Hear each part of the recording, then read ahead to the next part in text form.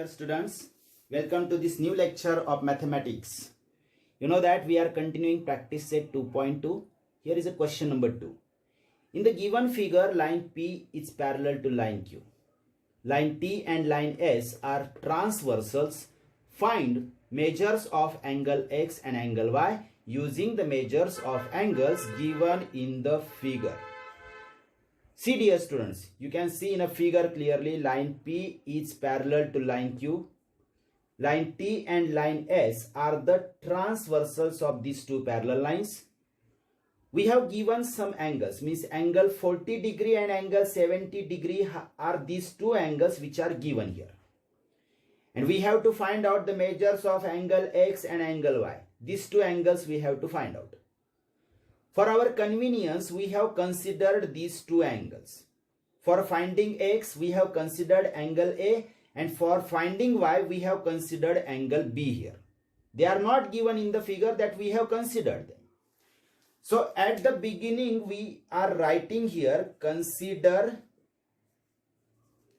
angle A and angle B. These are two considered angles.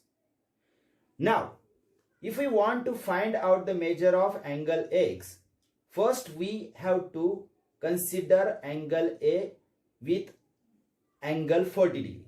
Both these two angles are corresponding angles. You can clearly see that angle 40 degree and angle A are corresponding angles.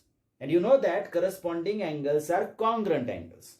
So we can write here directly angle A is equal to 40 degree. Why you are writing angle A is equal to 40 degree? The reason for this step is both angles are corresponding angles. Don't forget to write the reason for the step. These two angles are corresponding angle and they are congruent, so angle A is equal to 40 degree. Now, if we see the relationship between angle A and angle X, both the angles are angles in linear pair. And you know that angles in linear pair have the sum of 180 degree. How to identify the angles in linear pair? If two angles are having one common side and other sides are opposite rays of each other, such two angles are called angles in linear pair. Now the same situation you can see here between angle A and angle X. So they are angles in linear pair. I hope that you must have understood what is meant by angles in linear pair.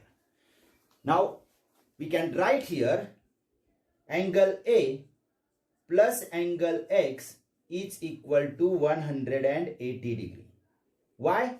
Why the sum of these two angles is 180 degree? Because they are angles in linear pair.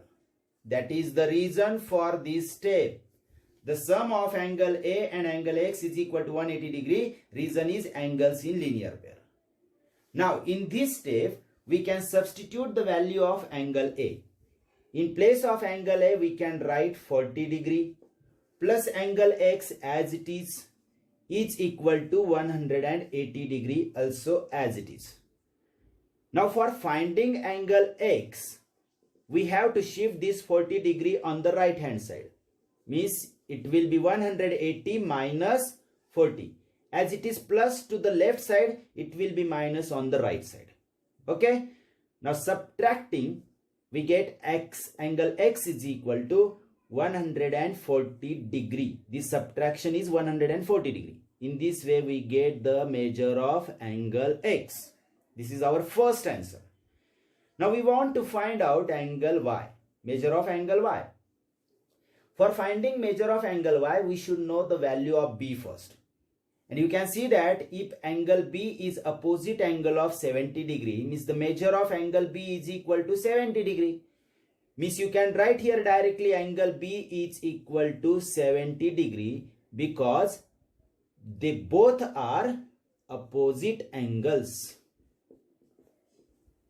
And opposite angles are always congruent. You should know that opposite angles are always congruent.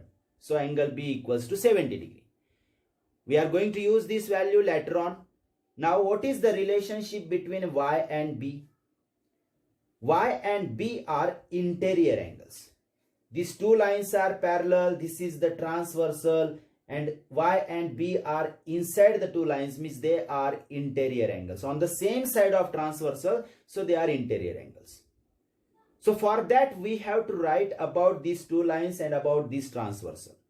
Line P is parallel to line Q and line S is transversal. So we can write angle Y plus angle B is equal to 180 degree. Why we are writing the sum of these two angles 180 degree? Because we have studied about the property of interior angles. The interior angles are supplementary. Supplementary means their sum is 180 degree. You must be remembering that property about interior angles. Interior angles are always supplementary. So we are writing addition 180 degree and give the reason here. The two angles are interior angles. This is the reason for this step. Now if we substitute the value of angle B from here, angle Y will be as it is, plus 70 is equal to 180.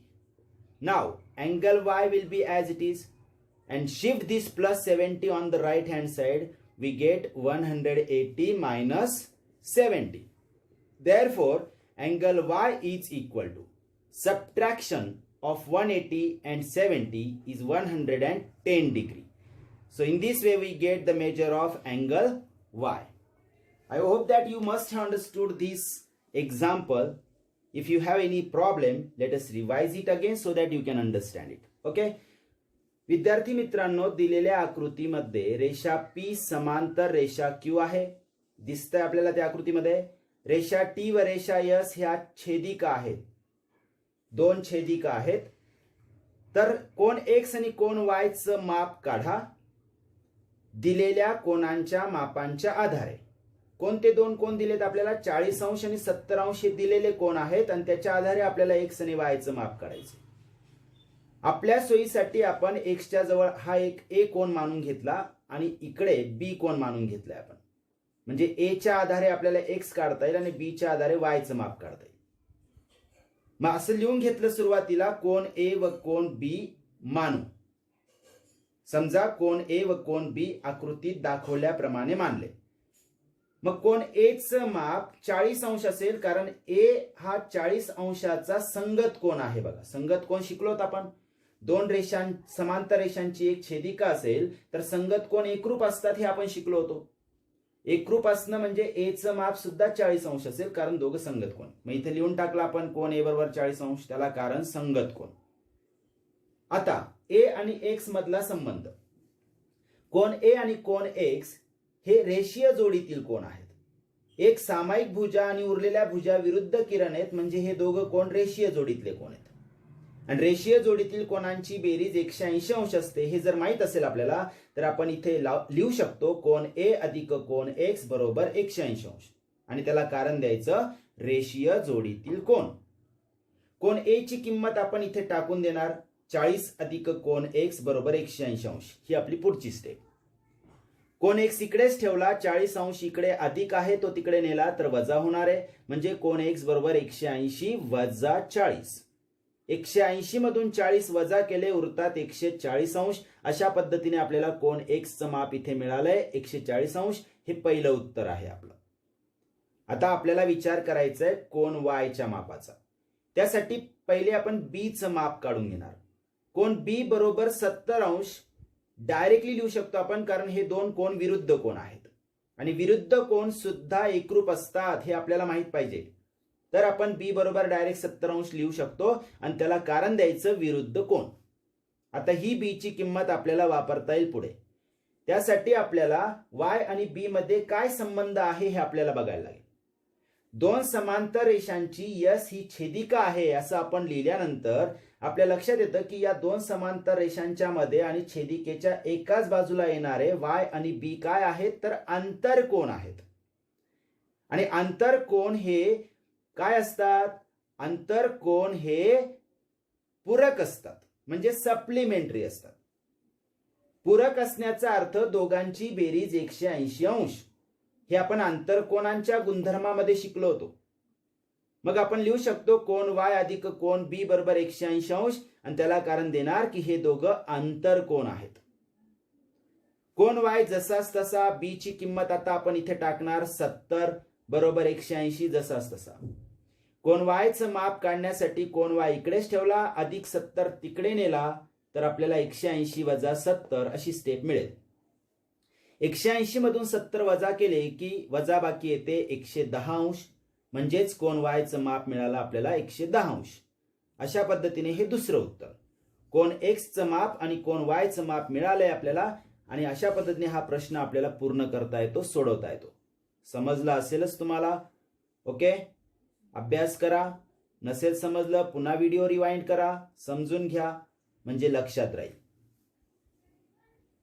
Now dear students, let us see question number 3 here. In the given figure, line P parallel line Q, line L parallel line M, find measures of angle A, angle B and angle C using the measures of given angle and justify your answer. So dear students, you can clearly see that these two lines L and M are parallel, and line P and Q are also parallel lines. We have given the measure of one angle 80 degree here only, and we have to find out three angles, angle A, angle B and angle C. This angle D is just a considered angle. For the sake of convenience, so that we can find out the measure of angle B, we have considered angle D here. Okay, now you can write first here, consider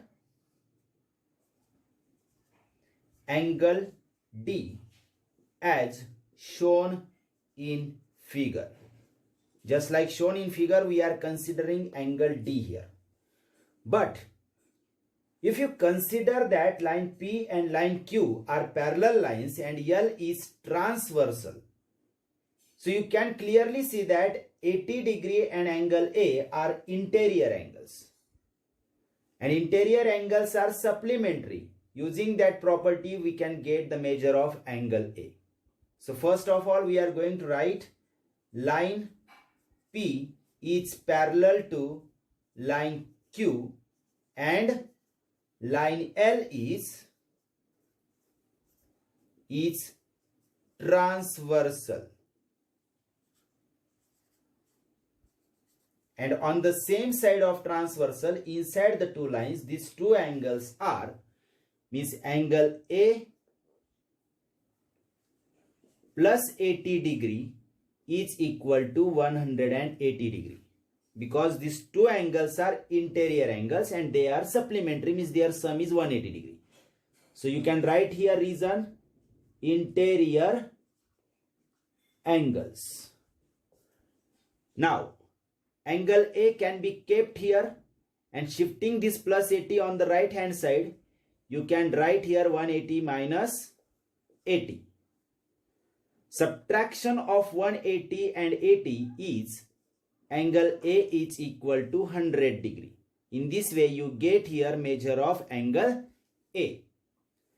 Now if you want to find out angle B, for that you have to know the meaning, you have to know the measure of angle D.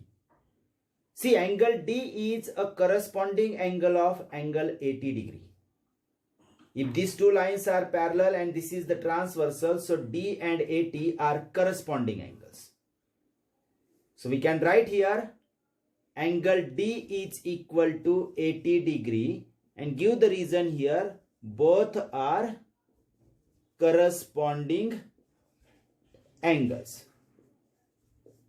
So wherever you write something new, you have to give the reason for that step. Why you are writing angle D is equal to 80 degree? The reason is corresponding angles. Now, if you consider these two lines parallel and Q as a transversal, What is the relation between B and D? You can clearly see that B and D are exterior alternate angles. Means one angle is on one side of transversal and the other angle is on the other side of the transversal, and both are outside the two lines. So they are exterior alternate angles. And what we learned that exterior alternate angles are always congruent. So we can write here angle B is equal to angle D. And reason for this step is exterior alternate angles. So they are congruent. We have written here B and D are congruent because they are exterior alternate angles. Now angle B will be as it is, and you can put the value of angle D that we have already written here. Angle D is 80 degrees, so in place of angle D we can write 80 degree. In this way we get the measure of angle B also. So measure of angle B is 80 degree. This is our second answer. Now the third angle that we have to find out is angle C. See the place of angles here. Now if we consider that these two lines are parallel and line M is transversal, means line P parallel line Q and line M is transversal. Line M is transversal. Now you can see the relationship between B and C. See, these two lines are parallel. This is the transversal. These two angles are on the same side of transversal. If this angle is above, this angle is also above. I hope that you must have understood the relationship between B and C. They are corresponding angles. So we can write here angle C is equal to angle B. Both are congruent because they are corresponding angles. Give the reason here. Corresponding angles. B and C are corresponding angles. So we can write angle C as it is and can put the value of angle B that we have already find out here. B is 80 degree, so we can write 80 degree here. In this way we get the measure of angle C also. See how we linked one angle with the other angle. For finding angle A we used relationship here. For finding B we considered angle D here. For finding C we connected it with the angle B. It is very easy question. Let us revise it again so that you can understand it in a better way. विद्यार्थी मित्रांनो, P आणि Q या समांतर रेषा आहेत, तसंच रेषा L आणि रेषा M या देखील समांतर रेषा आहेत. जर तुम्ही या दोन समांतर रेषा धरल्या तर या छेदिका होतात आणि या जर दोन समांतर रेषा पकडल्या तर ह्या दोन छेदिका होतात. हे लक्षात आलं तुमच्या?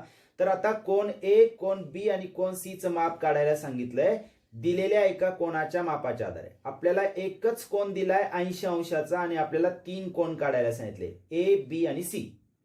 D हा आपण फक्त इथे गृहीत धरलेला कोन आहे. D च्या आधारे आपल्याला B मिळवता येणार आहे म्हणून इथं A च्या जवळ आपण कोन D मानून घेतलेला आहे. आता A कोन कसा मिळेल आपल्याला? जर आपण रेषा P आणि Q समांतर रेषा मानल्या आणि L ही छेदिका मानली तर A आणि 80 अंश एकाच साइडला येणार आहे, म्हणजे छेदिकेच्या एकाच बाजूला येणार आहे आणि रेषांच्या मध्ये असलेले कोन म्हणजे आंतरकोन झाले. आणि आंतरकोन परस्पर पूरक असतात हे आपण शिकलो आहोत. म्हणजे आपण लिहू शकतो कोन A आणि 80 या दोघांची बेरीज 180 अंश आहे आणि त्याला कारण देऊ शकतो आपण आंतरकोन. आता कोन A इथंच ठेवला आणि अधिक 80 तिकडे नेला तर तो 180 वजा 80 होईल. 180 मधून 80 गेले उरले 100. हे मिळालं आपल्याला इथे कोन A चं माप. इथे एक अंडरलाईन करायची. पहिलं उत्तर मिळालं आपल्याला. आता कोन D वरून कोन B मिळणार आहे तर कसा? तर कोन D आणि B ही जर आपण Q छेदिका मानली तर छेदिकेच्या विरुद्ध बाजूला आणि बाहेरच्या दोन रेषांच्या बाहेरच्या बाजूला येतात आणि अशा कोनांना आपण बाह्य व्युत्क्रम कोन म्हणतो. मग D कसा मिळेल? तर 80 अंशाचा संगत कोन धरून, तीच कंडिशन धरून आपण जर मानलं की ह्या दोन समांतर रेषा आहे आणि L ही छेदिका आहे तर 80 आणि डी हे छेदिकेच्या एकाच बाजूला आणि 80 या साईडला आहे तर डी पण या साईडला आहे, म्हणजे दोघं संगत कोण झाले. म्हणजे डी चं माप झालं 80 अंश, त्याला कारण द्यायचे संगत कोण. आता डी वरून बी मिळेल, कारण बी आणि डी जे आहेत ते बाह्य व्युत्क्रम कोण आहेत. ही इथं आपण कारण लिहिलंय आणि बाह्य व्युत्क्रम कोण एकरूप असतात म्हणून आपण दोघांना समान लिहिलेलं आहे. कोण बी जसाच तसा, कोण डी चं माप जे आहे ते आपण इथं वरती काढलेलं आहे, ते इथं लिहून दिलं की इथे मिळते आपल्याला कोण बी चं माप, म्हणजेच कोण बी बरोबर 80 अंश. हे दुसरं उत्तर झालं आपलं. ए नंतर बी मिळवला आपण, डी च्या आधारे मिळवला. आता जर आपल्याला सी मिळवायचं आहे तर बी आणि सी मधलं रिलेशन पकडायला लागेल आपल्याला. त्यासाठी आपण पी आणि क्यू या समांतर रेषा आहेत आणि एम ही त्यांची छेदिका आहे असं जर म्हटलं तर छेदिकेच्या एकाच बाजूला आणि जर सी वरच्या बाजूला आहे रेषेच्या तर बी पण वरच्या बाजूला आहे, म्हणजे कोण बी आणि सी हे संगत कोण झाले. अगोदर लिहून घ्यायचं, रेषा पी समांतर रेषा क्यू व रेषा एम ही त्यांची छेदिका असं लिहून घेतल्यावर कोण बी बरोबर कोण सी किंवा कोण सी बरोबर कोण बी अशी स्टेप लिहिली की त्याला कारण द्यायचं संगत कोण. संगत कोण एकरूप असतात म्हणून आपण दोघांना समान लिहितोय. कोण सी जसाच तसा लिहिला, कोण बी च्या जागी आपण त्याची किंमत वरती 80 अंश मिळवली, ती इथं टाकून दिली की इथं आपल्याला कोण सी चं देखील माप मिळतं. कोण सी बरोबर 80 अंश. अशा पद्धतीने आपण कोण ए, कोण बी आणि कोण सी तिन्ही कोणांची माप मिळवलीत. समजलं?